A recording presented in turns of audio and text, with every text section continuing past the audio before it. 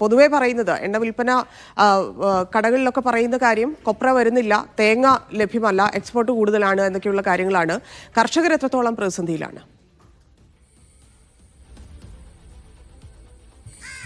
ഇതിന് പച്ചത്തേങ്ങക്ക് ഇപ്പോൾ ഡിസംബർ മുതലാണ് ഈ വിലക്കയറ്റം തുടങ്ങിയത്. അത് വില വർദ്ധിക്കാൻ തുടങ്ങിയത്. ഇപ്പോൾ 67 മുതൽ 70 രൂപ വരെയാണ് ഇപ്പോൾ വിപണിയിൽ, അതായത് മാർക്കറ്റിൽ പച്ചത്തേങ്ങയുടെ വിലയുള്ളത്.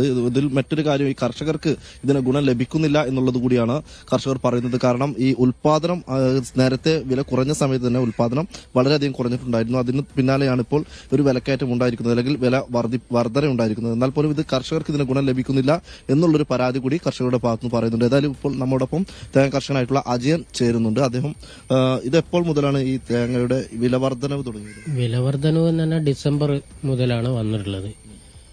അതിന് ശേഷം ക്രമാനുഗതമായി ഇപ്പം ഇന്നലെ 2 ദിവസം മുമ്പേ 70 രൂപ വരെ വന്നിട്ടുണ്ട്. കഴിഞ്ഞ മാസത്തിൽ ഞാൻ മെയ് മാസം 23-നാണ് ഞാൻ നാളികേരം എടുത്തിട്ടുള്ളത്. അന്ന് എനിക്ക് 65 ഉറുപ്പിയാണ് കിട്ടിയിട്ടുള്ളത്. അതിനുശേഷം പിന്നെ വർധനവുണ്ടായി. ഈ വർധനവിന്റെ ഗുണം കർഷകർക്ക് ലഭിക്കാത്തത് എന്തുകൊണ്ട്? ലഭിക്കാത്തത് എന്തുകൊണ്ടെന്ന് വെച്ചിട്ടുണ്ടെങ്കിൽ ലഭിക്കുന്നുണ്ട്, പക്ഷെ അനുഭവത്തിന്റെ അടിസ്ഥാനത്തിൽ ഗുണപരമായി മാറുന്നില്ല. കാരണം അതിന്റെ പ്രശ്നം എന്താ വെച്ചിട്ടുണ്ടെങ്കിൽ ഇതിനു മുമ്പ് വളരെ ഡേഞ്ചർ സോണിൽ ഇത് പോയതുകൊണ്ട് കർഷകൻ എന്ത് ചെയ്തു, അവൻ ഉൽപാദന പ്രക്രിയയിൽ വേണ്ടത്ര തെങ്ങിനെ പോഷിപ്പിക്കുന്ന കാര്യത്തിൽ പുറകോട്ട് പോകുന്നു. കാരണം കൂലിച്ചെലവ് കൂടുതലും ഇതിൽ നിന്ന് കിട്ടുന്ന വരുമാനം കുറവായത് കാരണം അവൻ അനുബന്ധ തൊഴിൽ നിലയ്ക്ക് വേറെ ഏത് മേഖലയിലേക്കും പോയിട്ടുണ്ടാകും. ചില കൃഷിക്കാർ മറ്റ് മേഖലയിലൊക്കെ പോയിട്ടുണ്ട്. പിന്നെ കൃഷിയിൽ ഇറക്കുന്ന വരുമാനം തിരിച്ചു കിട്ടാഞ്ഞാൽ സ്വാഭാവികമായിട്ടും കർഷകൻ എന്ത് ചെയ്യും, പിന്നെ അതിന്റെ ഒരു സ്റ്റോപ്പ് മെമ്മോ അവർക്ക് കൊടുക്കും പ്രവർത്തനത്തിന്. അല്ലെങ്കിൽ പിന്നെ അത് ആ രീതിക്ക് സന്ദർഭത്തിനനുസരിച്ചുള്ള ഉയർച്ച സർക്കാരുകളുടെ ഭാഗത്തുനിന്ന് വേണം. അത് താങ്ങുവില പ്രഖ്യാപിക്കണം. താങ്ങുവില വെച്ചാൽ ഇപ്പം വെച്ച താങ്ങുവില മേലെ ഇപ്പം പോയിട്ടുണ്ട്. പക്ഷെ അന്ന് താങ്ങുവില വെച്ചാൽ തന്നെ കൃത്യമായി എടുക്കുന്ന രീതിയും അത് ഫണ്ട് വെക്കുന്ന കാര്യത്തിലൊക്കെ സർക്കാരുകളിൽ നിന്ന് വേണ്ടത്ര ഇല്ല എന്ന് പറയുന്നില്ല. ഇടതുപക്ഷം വന്നതിന് ശേഷമൊക്കെ ആ രംഗത്ത് ശ്രദ്ധിക്കുന്നുണ്ടെങ്കിൽ പോലും അത് ഫലപ്രദമാവണമെങ്കിൽ ഇനിയും ഒരുപാട് മുന്നോട്ടേക്ക് പോകാണ്ട് എന്നുള്ള ഒരു കൃഷിക്കാരെന്ന് എനിക്ക് ഈ വിലക്കയറ്റം ഇനി കൂടുതൽ വില ലഭിക്കാനുള്ള ഒരു സാധ്യത ഉണ്ടോ?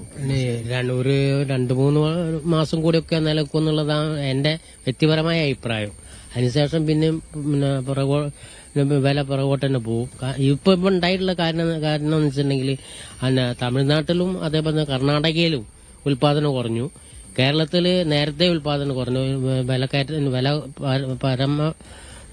താഴോട്ട് പോകുന്നതോട് കൂടിയിട്ട് ആ മേഖലയിൽ നിന്ന് കൃഷിക്കാരൻ മാറി നിന്നു. അതിന്റെ ഉൽപാദനം ഒരു തേങ്ങ വിളവാവണമെങ്കിൽ ഒരു ആ തെങ്ങിന്റെ മേലെ 48 മാസം, അതായത് 4 വർഷം വേണം.